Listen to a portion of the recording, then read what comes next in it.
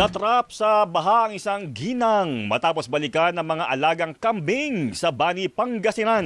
Balita hatid ni April Rafales. April. Na-rescue ang 58 anyos na ginang sa abot dibdib na baha malapit sa Ambabaay River sa Bani, Pangasinan. Ayon sa NDRRMO, nakalikas na ang pamilya ng ginang pero nang binalikan ang alagang kambing para sana ilagay sa mas mataas na lugar, pabalik na sa tinutuluyan ng pamilya nang biglang tumaas ang baha sa dinadaan ng palayan. Agad namang nakakapit sa puno ang ginang. Humingi ng tulong ang mister kaya agad rumesponde ang mga kawani ng MDRRMO.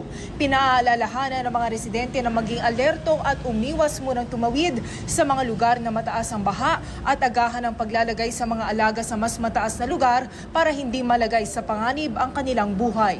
At yan ang balitang kumpirmado, sigurado para sa DZMM. April Rafales. Thank you, April Rafales.